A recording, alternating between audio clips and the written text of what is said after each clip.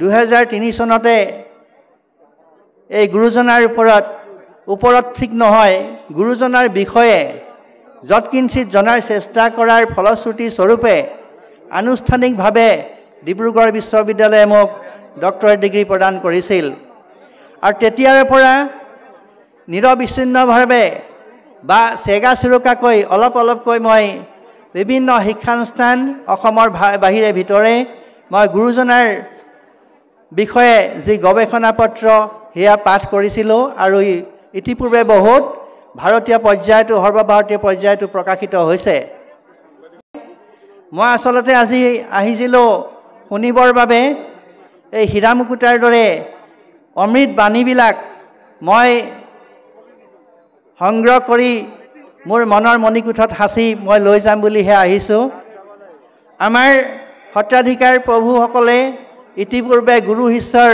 মধুৰ সম্বন্ধৰ কথা আমাৰ আগত অৱগত কৰিলে আমি আপ্লুত হলোঁ আৰু অনুপ্ৰাণিত হলোঁ সঁচাকৈয়ে এই গুৰু আৰু শিষ্যৰ মধুৰ মিলন এক অনিকাঞ্চন সংযোগ আৰু গুৰুৰ আশীৰ্বাদ অবিহনে সৎ ইচ্ছা সদ্ভাৱনাৰ অবিহনে ভকত সমাজ বা আমাৰ দৰে সৰ্বসাধাৰণ সমাজ আমি আগবাঢ়ি যাব নোৱাৰোঁ যেহেতু তেখেতসকল হৈছে আমাৰ সমাজৰ পথ প্ৰদৰ্শক মই বেছি সময় নাপালোহি ভাষণ যেনিবা তেখেতসকলৰ বক্তব্য অলপমান মই পোৱাৰ সৌভাগ্য ঘটিল যে আমাৰ অনিৰুদ্ধদেৱ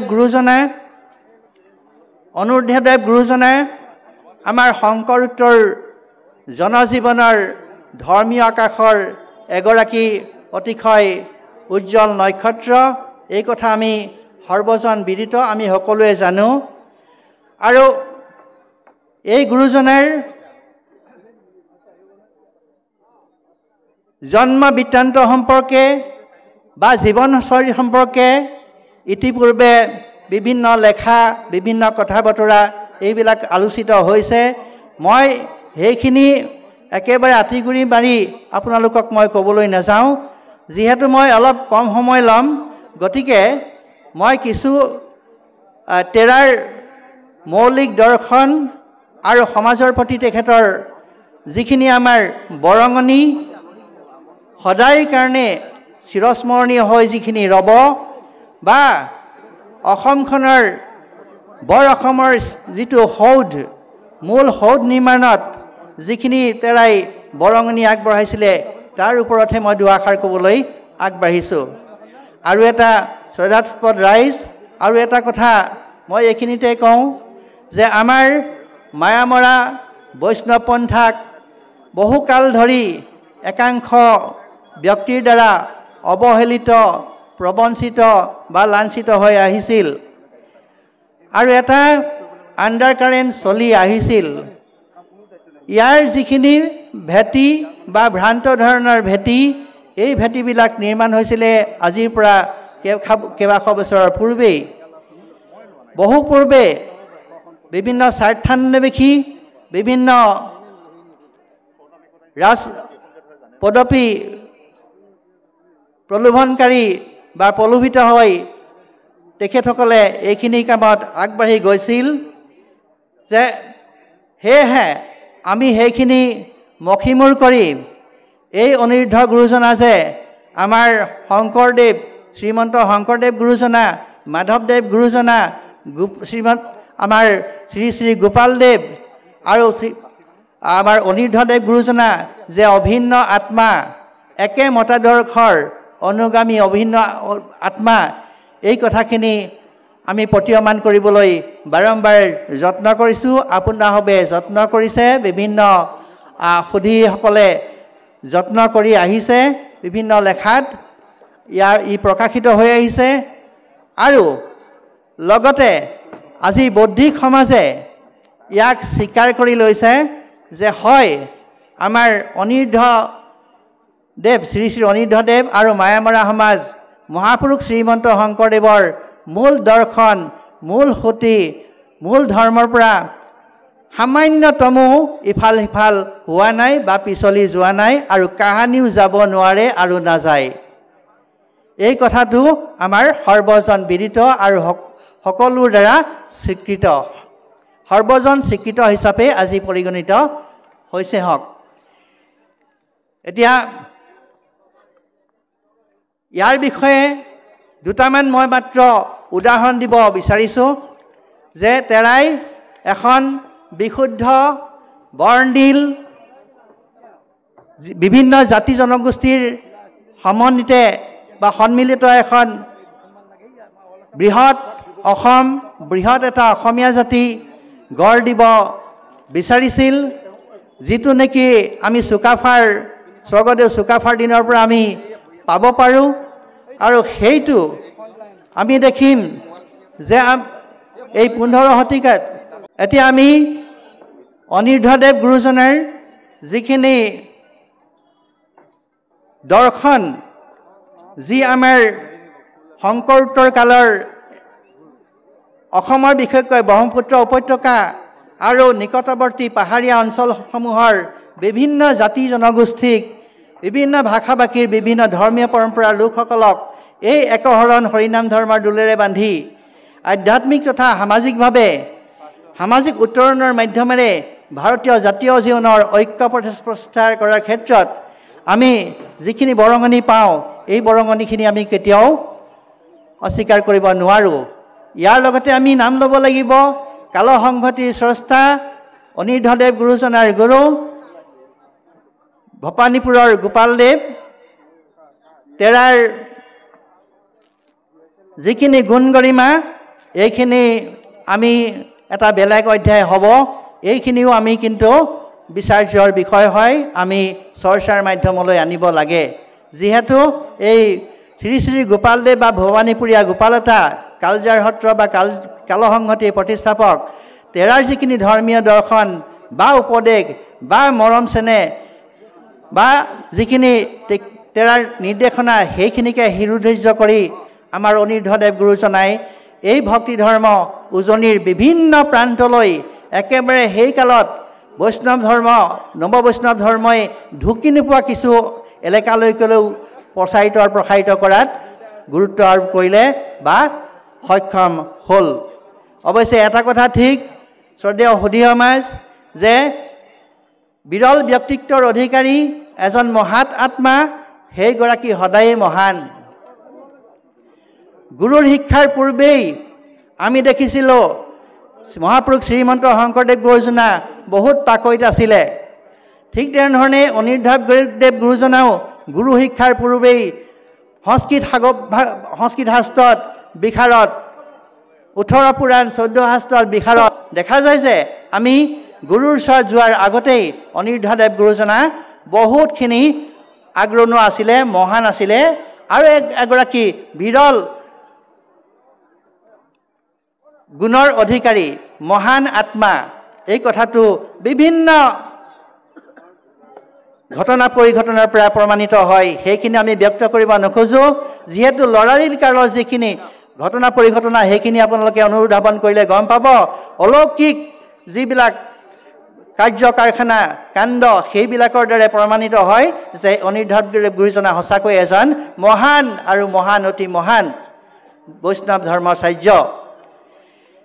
যে হওক, আমি গুৰুগৃহৰ পৰা অহাৰ পিছতে আমি দেখিলোঁ যে 1601 চনৰ পৰা 1626 খ্ৰীষ্টাব্দলৈকে আমি এই সুদীৰ্ঘ 25 বছৰ কাল বিষ্ণু বালিকুঞ্চী সত্ৰতেই হওক বা নাহৰাতি সত্ৰতেই হওক, সুদীৰ্ঘ 25 বছৰ কাল তেৰাই আমাৰ মাজত এই ভক্তি ধৰ্মৰ বাণী বিলাই গৈছে। অকলে ধৰ্মৰ বাণী নহয়, আমি এখন সমাজ সুস্থ সবল, নিকা, পৰিষ্কাৰ, বিশুদ্ধ, সাৱলীল, শক্তিশালী, সমৃদ্ধিশালী আৰু এখন ঐক্যবদ্ধ উন্নীত সমাজ আমি গঠন কৰিব পাৰোঁ।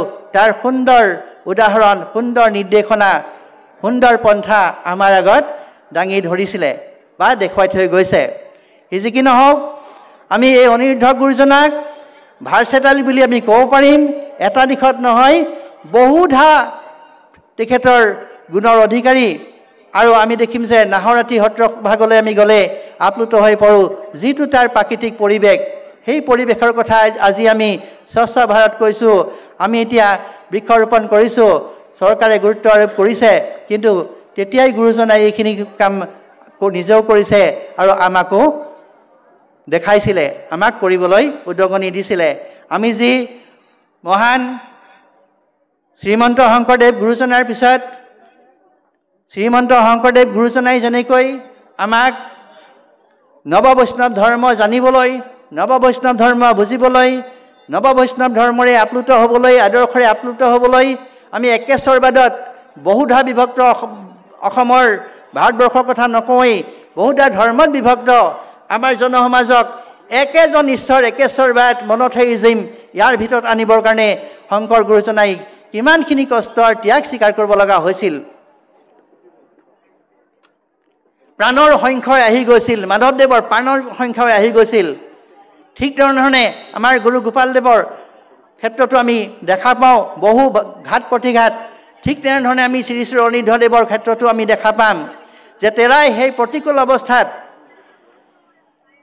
কেনেকৈ সেই সময়ত আজিৰ আমি নাহৰণি থান আমি দেখিছোঁ, খুব ভাল লগা এটা পৰিৱেশ। কিন্তু সেই কাললৈ আমি যদি মনত পেলাওঁ, কেনেকুৱা দুৰ্গম হ'ব পাৰে, কিমান অৰণ্যৰ মাজত হ'ব পাৰে, জাতি জনগোষ্ঠী কিমান পিছপৰা, আৰ্থিকভাৱেই হওক বা অন্যান্য শিক্ষা দীক্ষাৰ ক্ষেত্ৰতেই হওক, কিন্তু তাতে গৈ তেৰাই থিতাপি লৈছিল আৰু বৈষ্ণৱ ধৰ্মৰ মূল কেন্দ্ৰৰূপে গঢ়ি তুলিছিল।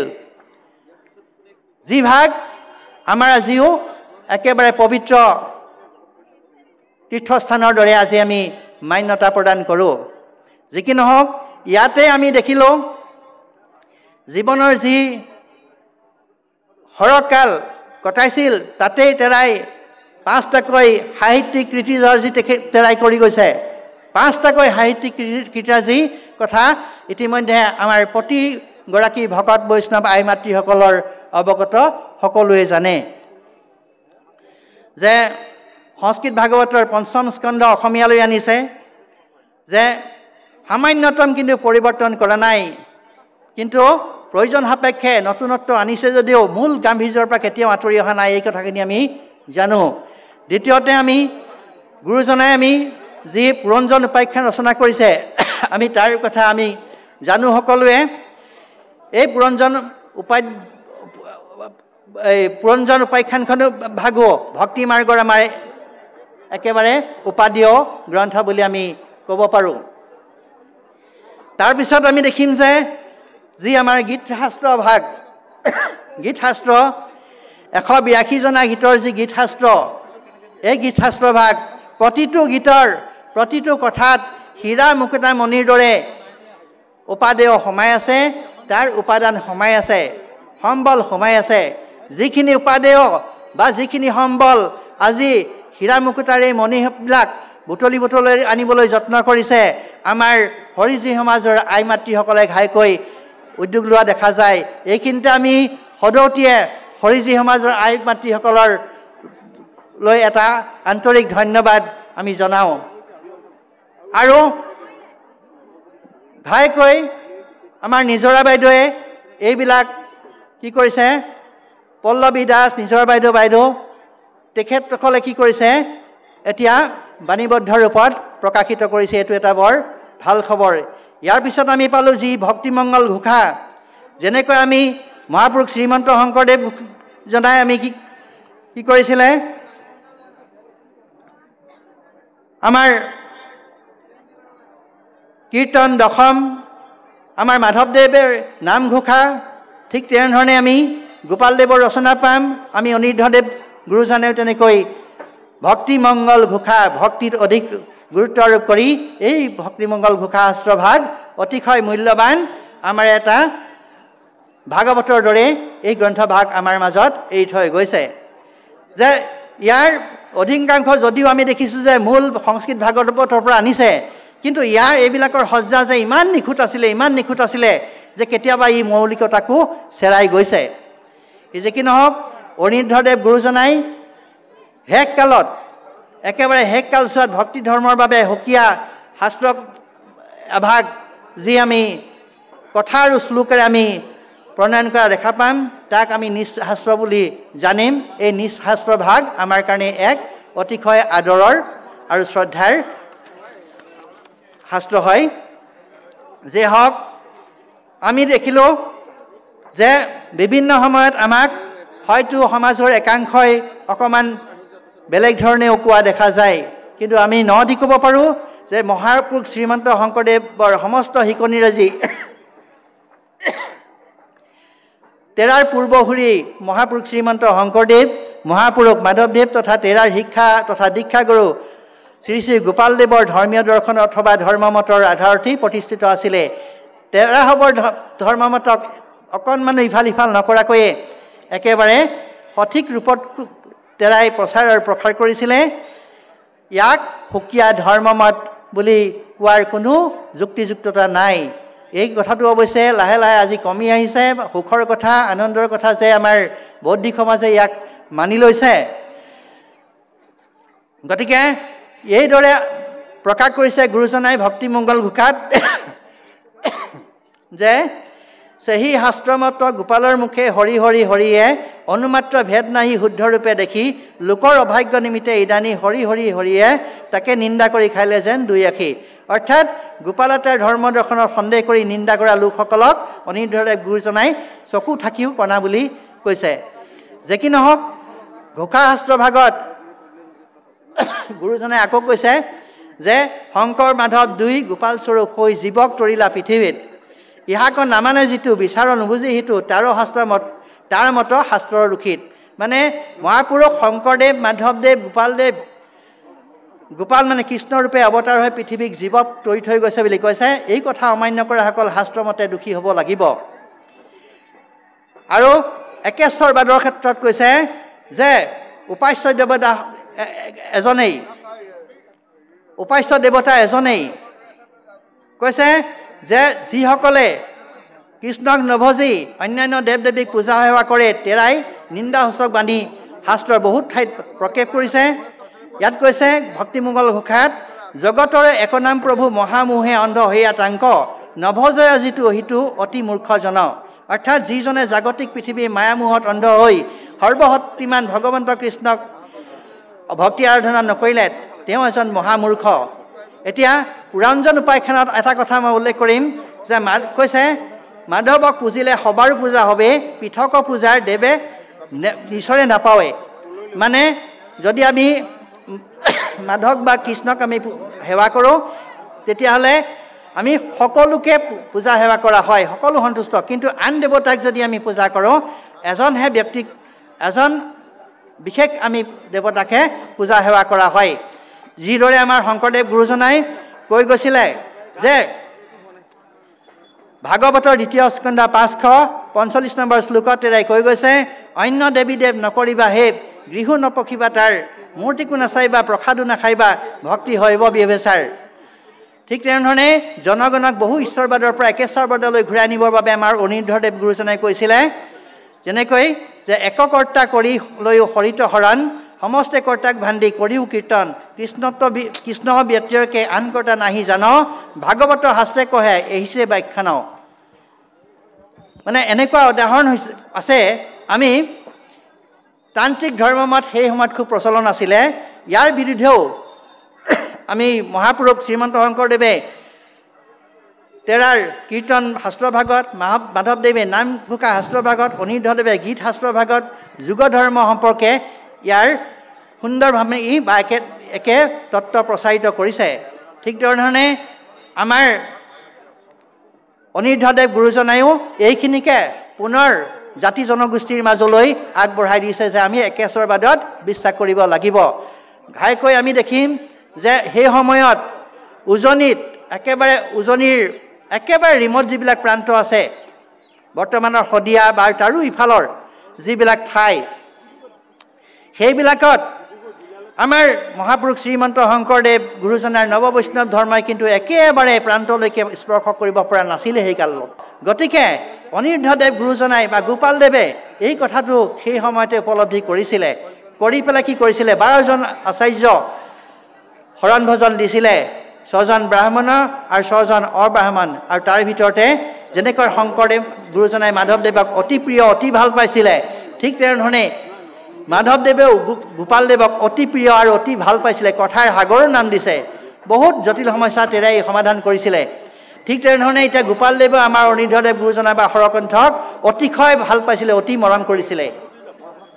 আনকি 1601 চনত তেৰাই বিচ্ছেদো ঘটাব বিচৰা নাছিলে, কিন্তু পৰিস্থিতি সাপেক্ষে নিজৰ পিতৃ মাতৃৰ অসুস্থতাৰ বাবে গুৰুজনাই গুচি আহিবলৈ বাধ্য হ'ল।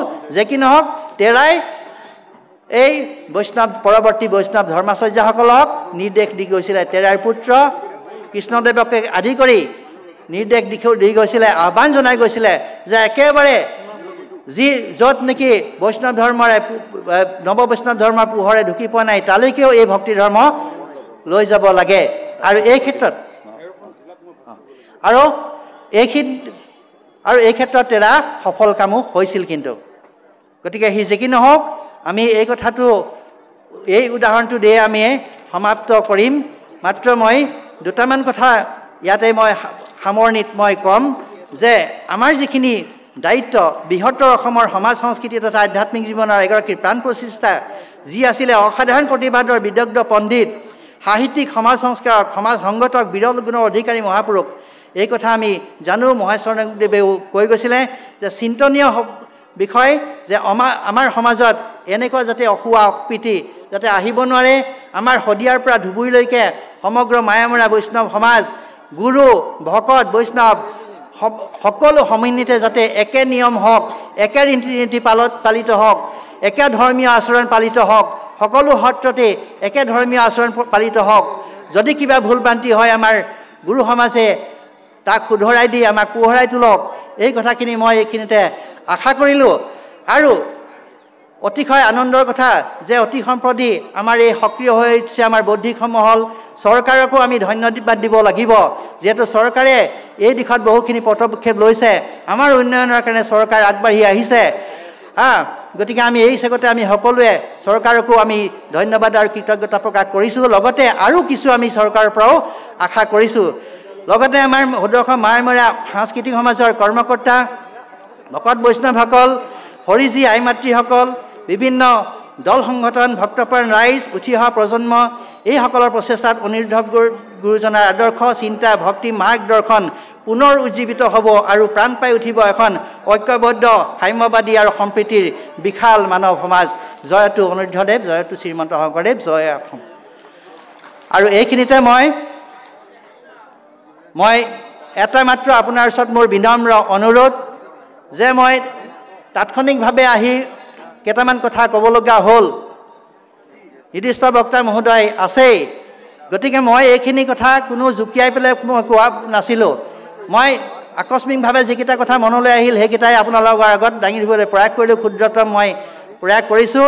গতিকে যদি ইয়াৰ মাজত কিবা ভুল ভ্ৰান্তি হৈছে আপোনালোকে মোক নিজৰ পুত্ৰ, নিজৰ ভাতৃ বুলি ভাবি মোক সকলোৱে মৰ্জনা কৰিব। আৰু সদশেষত মই আপোনালোকৰ শ্ৰীচৰণত এই বৈকুণ্ঠথলীত আহি মই দুআষাৰ ক'বলৈ পাই ইয়াক উন্মোচনভাগীৰ সমভাগী হ'বলৈ মোক যি সুযোগ দিলে তাৰ কাৰণে মই সকলোকে আমাৰ একেবাৰে সাংস্কৃতিক সমাজৰ প্ৰধান সম্পাদক সভাপতি মহোদয়, প্ৰধান সম্পাদকে ধৰি হৰিজী সমাজ তথা আমাৰ সম্পাদনা সমিতি নীলমণি দাসদেৱ, তাৰ লগতে আমাৰ উদযাপন সমিতি, ভকত বৈষ্ণৱ সকলোকে মোৰ সশ্ৰদ্ধ প্ৰণিপাত জনালোঁ। আৰু মই সেৱা নিবেদিছোঁ সকলো ভকত বৈষ্ণৱক, যাতে কিবা দায় দোষ যদি হয় তেতিয়াহ'লে আপোনালোকে নিজ গুণে মৰীক্ষণ কৰিব। ধন্যবাদ।